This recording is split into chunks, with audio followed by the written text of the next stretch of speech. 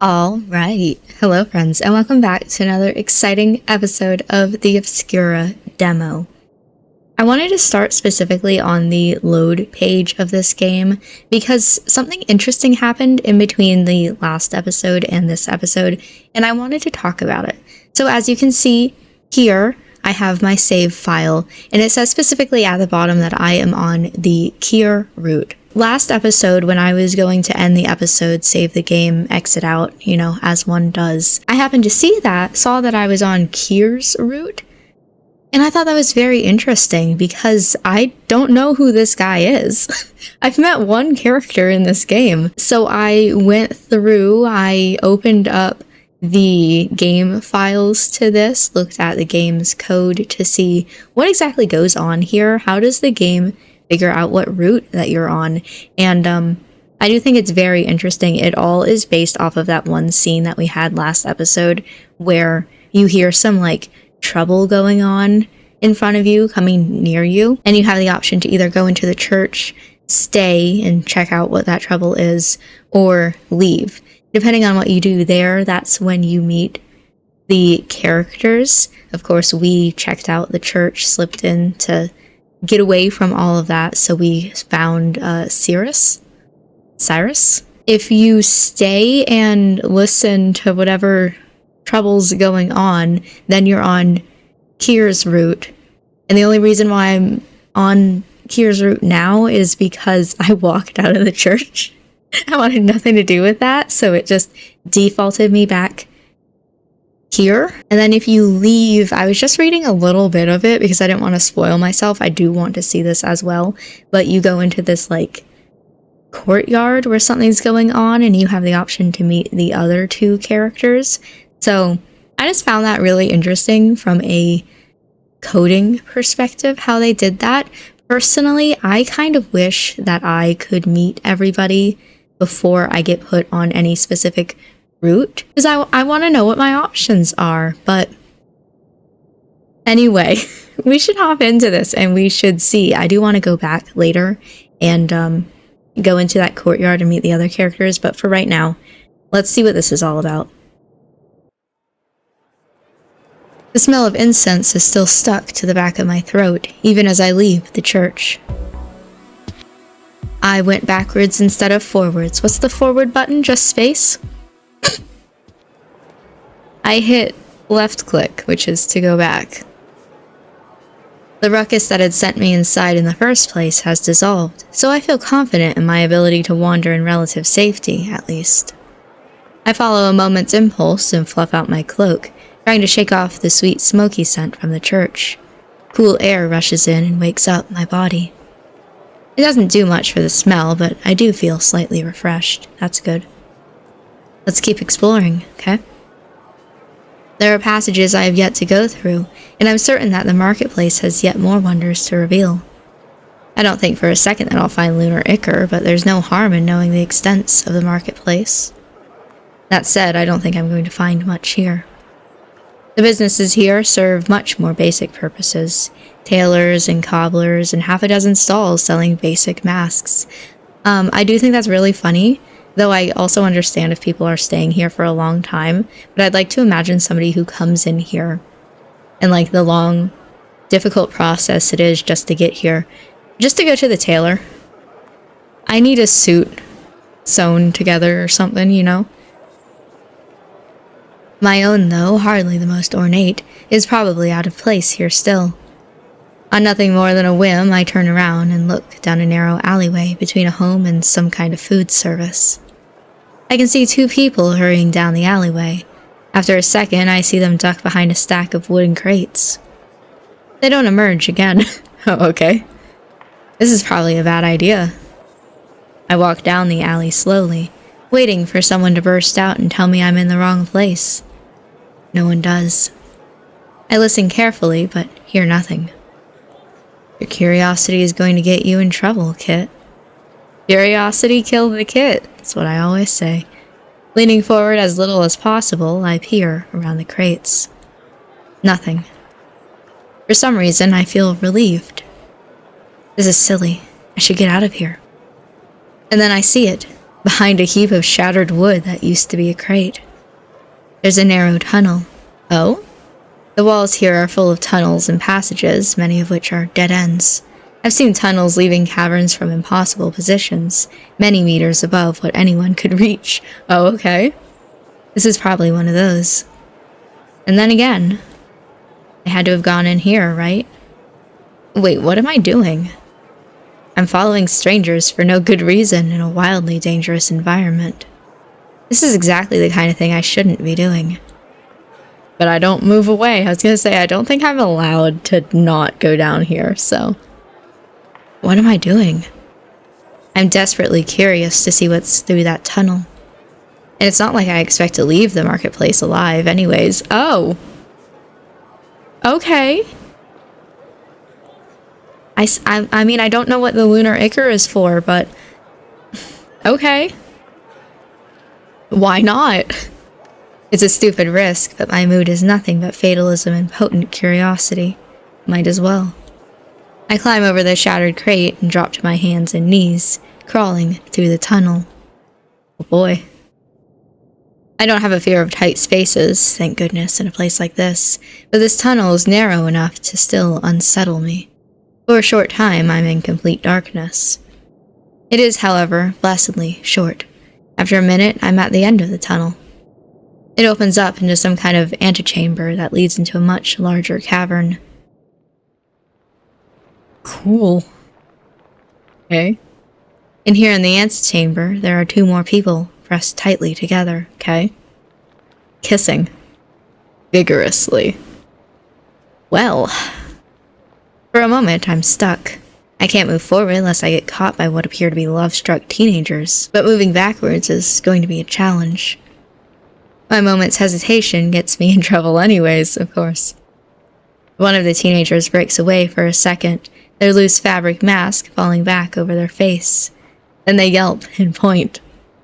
Shit. I try backing up, but it's hard to maneuver in the tight space. Why is that in italics? The other teenager, also wearing a fabric mask, dives towards me. Uh-oh. I scuttle backwards. They scramble forwards. Then they catch my wrist in their grasp and wrench hard on it. Pizza? Help.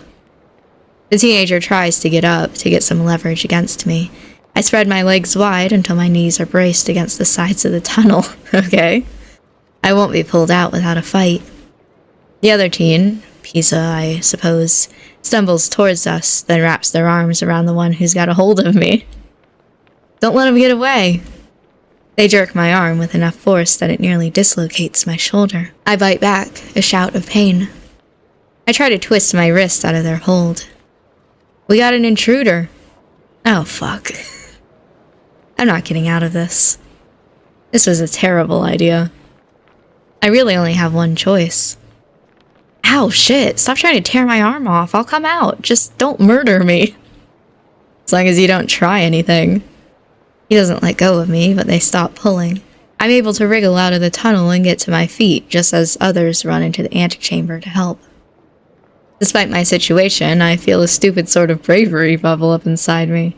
I'm at these people's mercy. I don't know how to act to remain in their good graces, so I might as well do what I like. Okay? Wild thought process. As long as I'm giving in to fatalism, I might as well have fun with it.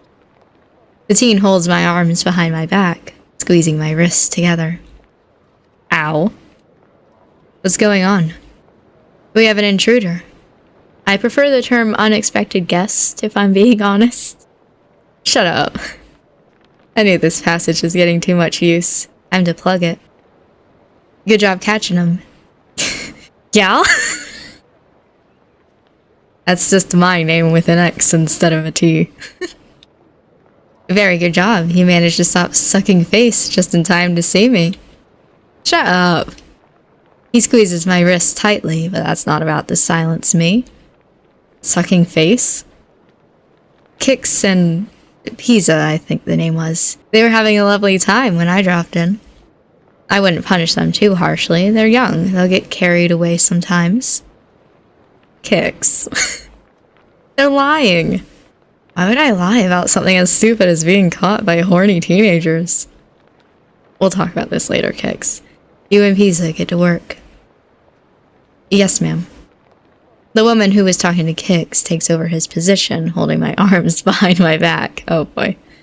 I know I'm a stranger, but I promise I'm not about to run off. Thanks for the promise. I'm still going to restrain you. Understandable. Have a good day. More people gather around. Here. One of the strangers steps forward. What? I'm not the boss here. This one look familiar to you? No, but I was running from a lot of people. Who knows if this one was part of it or not? What? Honestly, I wouldn't recommend talking right now. You're in a fair bit of trouble. Yeah, well, I can't seem to stop myself, so... I had guessed. You got a mouth, do you? I sure do. Well, either tell us what you were doing here or shut it. I was just exploring. There wasn't a locked door or a warning sign, so I thought I'd see where this passage goes. Mm-hmm. You managed to find a deliberately hidden tunnel, and your first thought was that it might be fun to explore? You're either lying or have a death wish. I wasn't feeling particularly optimistic about life today. I'm not normally like this. I think the priest just spooked me. A priest? What? No. Not important. Another person steps up next to Kier. We should probably just kill them. Keep things clean.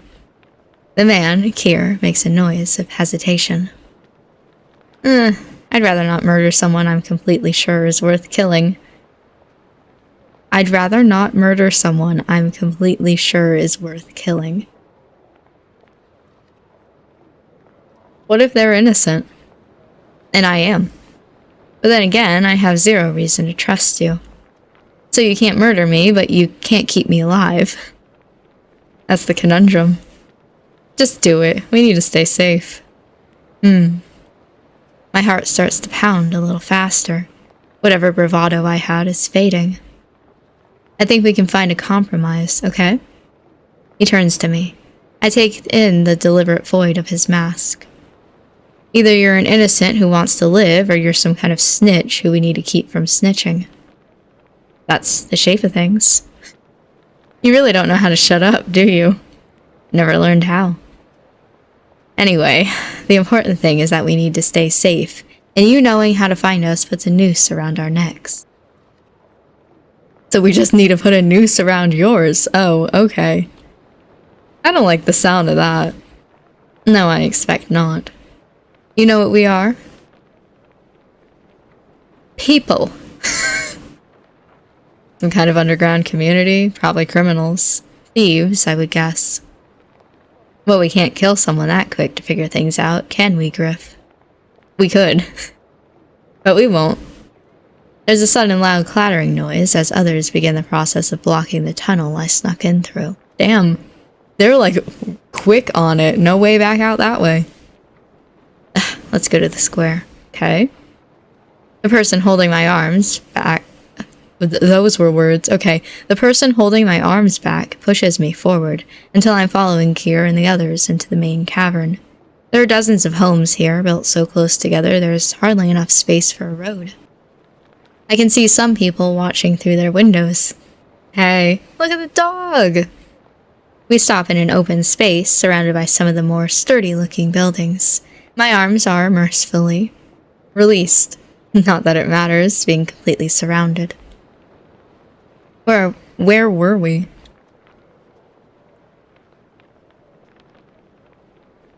What do you want me to say? I'm not keen to push my luck now that I'm surrounded on all sides by strangers who think I'm a potential danger. I don't think Kier was even asking me anyways. We can't afford to keep them. I don't like Griff, whoever he is. If their wits are as fast as their mouth, they'll be worth it. For what? Are you trying to recruit me?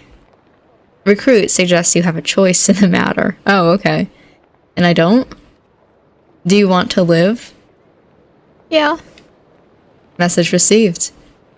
I can feel my nerves getting twisted tighter and tighter. We're thieves, as you correctly guessed, and we need some help. Okay? You help us, we let you go. And since you'll have worked with criminals, ratting us out will also guarantee your death, okay? We're not popular with the beautiful people? The amount of scorn in his voice is shocking. And they prefer to kill a thief before they have the chance to escape. The beautiful people? And that's the noose around my neck?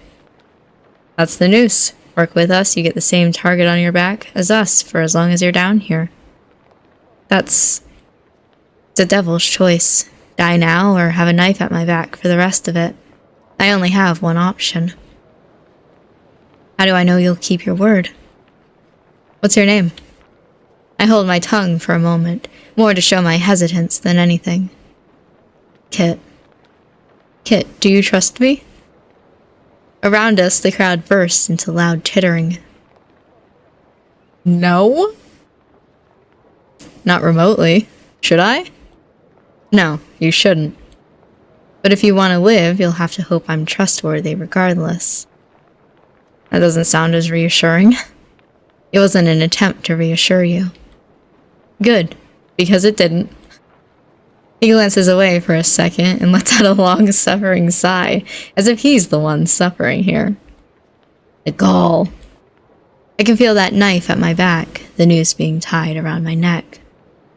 What is it that you steal? It won't change anything, but I need to know. Art, money, medicine, rare goods, people. My gut drops. You don't become the kind of criminal that gets killed on sight for no reason. They seem to notice my sudden silence. There's a quiet moment. Everyone around us seems to be coming to the same conclusion as me. I'm cornered.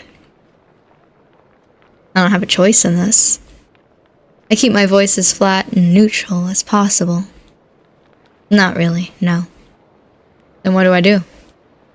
You run a few jobs with us, get that noose good and tight. And then, if you want to leave, you get yourself a new identity, and you leave. You already put on a mask and picked a name once, right? Yeah, it was my name, like, my real life name, so that kind of sucks, but... Right. And you can do it again. You sure about this, though? Yeah. With Gups down for the count, we need a new lookout. Kit's got what it takes. Sure hope you don't think that counts as a compliment. When I compliment you, if that ever happens, you'll know. Good to know. And we're not using Eve because Eve is 12 and also just, I assume, came to the side of the screen and scared the shit out of me. Don't be stupid, Griff. Bye. Fine. I'll do what you need and then I'm out. Hey, no need to make it sound like a prison sentence. Am I not being held here against my will? Prisoners don't get paid. You will. What? We're pragmatic, not monsters. You do the work, you get paid. Can we really afford? Yes, Griff. I've heard we're getting our favorite visitor in a few weeks. Oh boy. We'll all be getting paid. Hell yeah. What do you mean, paid? Caught your attention, have I? I think it's fair to know what my wages are going to be. The number Kier gives is not gobsmackingly high, but it's not low either. A few jobs could make for some comfortable living at the Leaping Bear for a long time. And then again, it won't solve my big problem. Good enough? I have a counter-offer, okay? The idea in my head is half-formed, but I have to pursue it. Oh, are we negotiating? You're a thief. Yes, that's well established.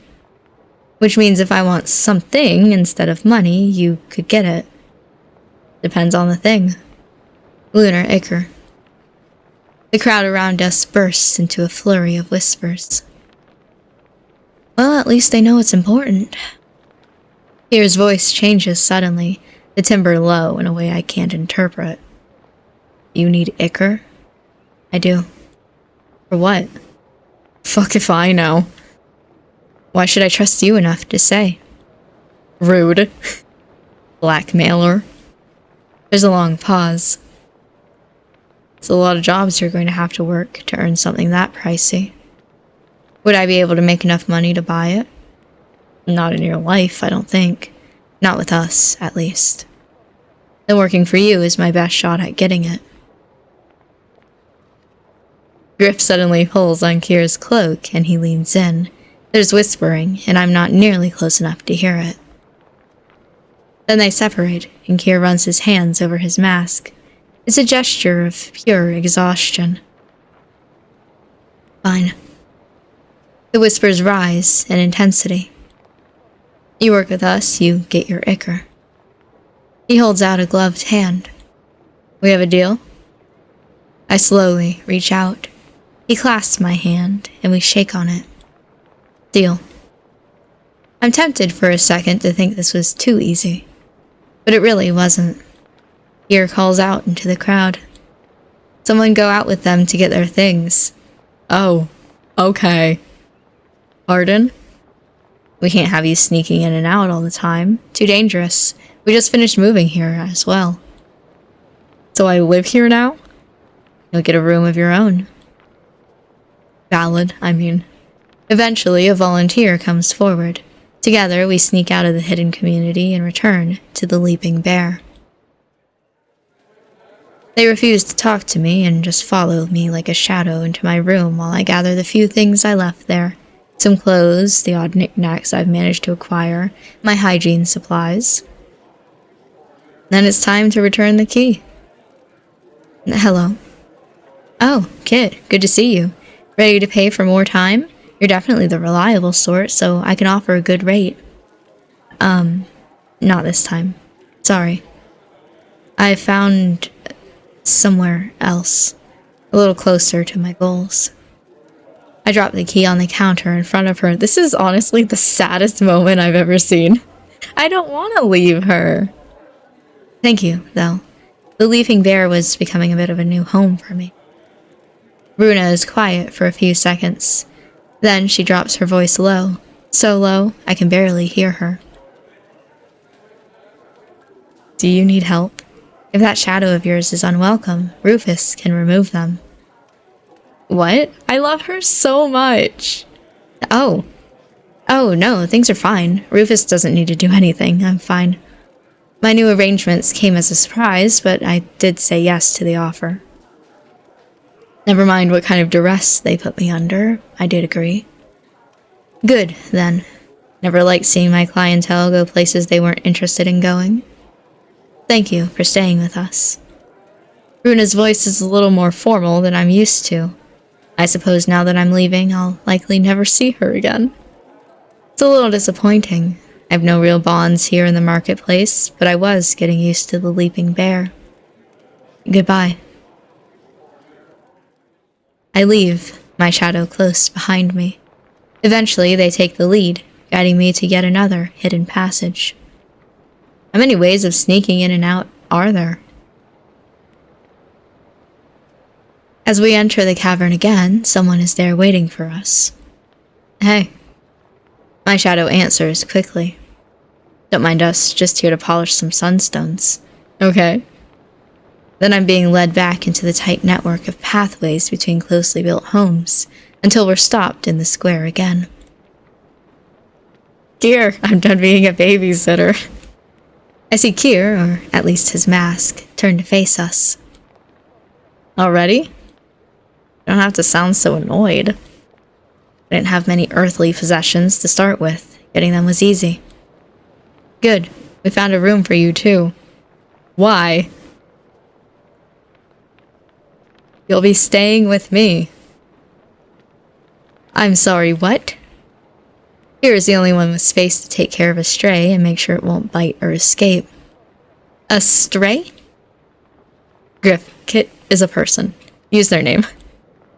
The way he says it, it sounds like this is a frequent topic of discussion. My home is small, but I get a lot of guests, so I keep a spare room. Okay. Then I suppose I should thank you for your hospitality? It would be nice.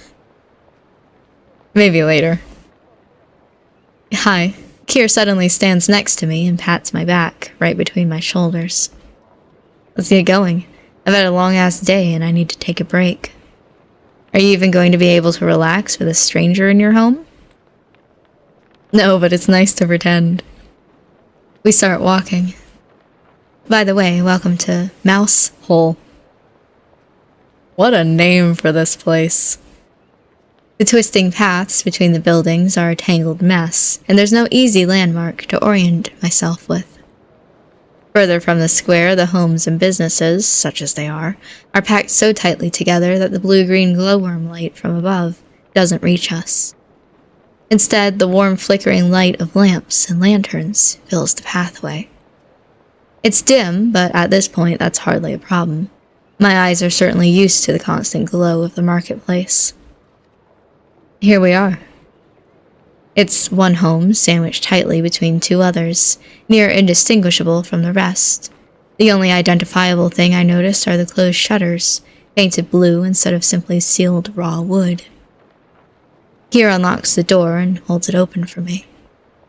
Come inside. Okay. I step in. It's small and cramped, as anyone would have guessed, but when Kier lights the lantern by the front door, I can see that it's a comfortably arranged space. None of the furniture matches, but all of it works in some odd kind of cluttered harmony. Compliment his home? You have a nice home. That was nearly a compliment. I suppose I'll take it. That's all I can give right now. At least I can say that I tried. There's a water closet behind that door. Sweet. If you use the water up, you'll have to get more. I can show you where after I get some sleep. Your room is there. The key is in the lock. That's the only key, so don't lose it. Understood. If you buy and keep your own food, that's fine. Otherwise, you contribute to my budget and share what I get. Any other rules I ought to know? Don't be destructive. Don't make a racket while I'm sleeping. And if I leave, go around the neighborhood as much as you like. If you try to leave without an escort, expect the watch to notice and stop you, okay? You don't seem to be that stealthy, so I wouldn't try it. Noted.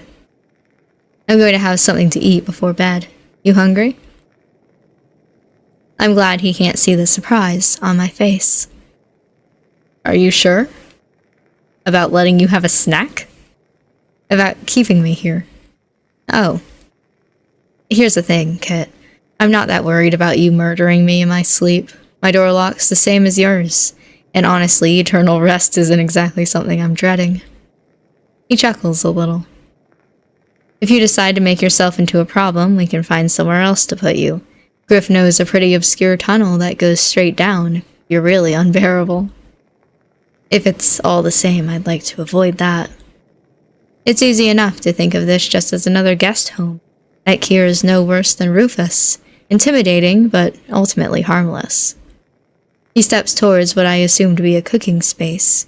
The counter is exceptionally cluttered, but he's able to find his goal with ease. A shallow wood bowl. Here. He takes a handful of whatever it is from the bowl and then holds it out to me. This is deadly poison. Eat up. Absolutely, let's go. A closer look tells me that it's actually an assortment of dried fruits. Sure. No harm in getting a snack. I take a few and Kier puts the bowl away again. He doesn't reveal his mouth as he nibbles, instead threading the fruit under his mask. Understandable. I'm doing the same. Well, get yourself some rest.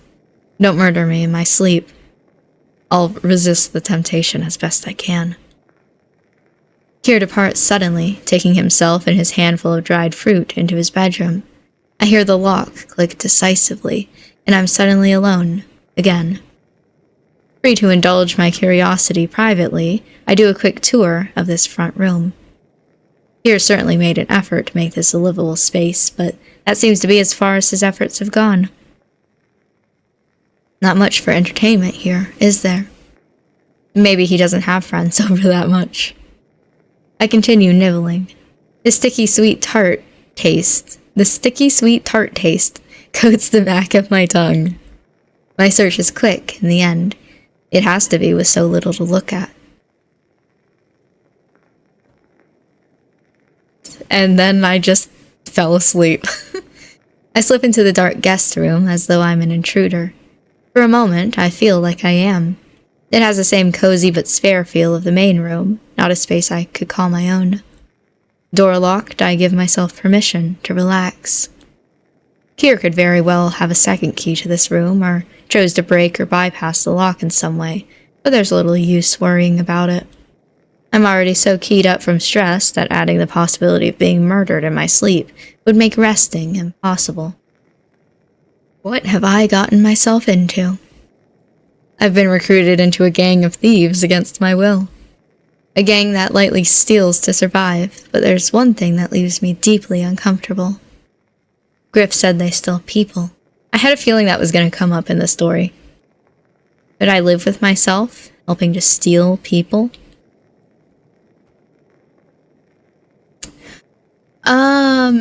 Interesting.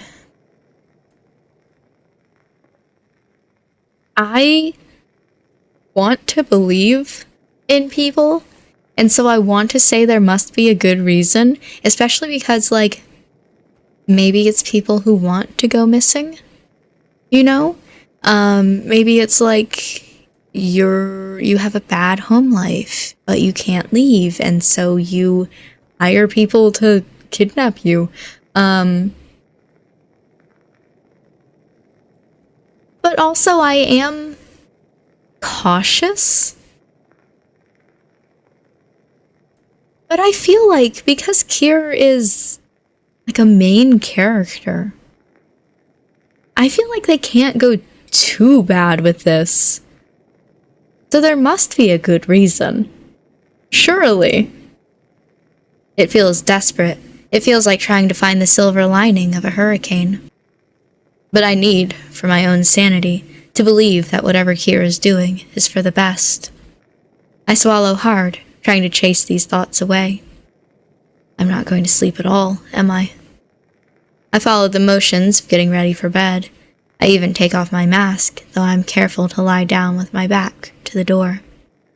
And after some hours of trying to find a comfortable position, I must have fallen asleep, because Kier wakes me up with sharp knocks to the door. And despite the fact that I don't know how much longer we have in this demo, I think I'm going to go ahead and end this episode here. I figure we also have that I want to go back and do the other, in like the square, I want to meet all the other characters as well. So there is going to be more to this game. If there's only like 5 minutes more to this specific section of the demo, that's probably fine. But definitely very interesting. I'm definitely liking this route more than I did Cirrus's route. That one really icked me. I really didn't like that one. And so this is better. I'm intrigued by this route. I'd like to see more. But with all that being said, I'm going to go ahead and end this episode here for now. Don't really have too many notes. So, thank you for watching this episode. I hope that you enjoyed it, and I will see you in the next one where we see what I'm about to be woken up to. And then also maybe go back and do that other thing and meet the other characters. We'll see.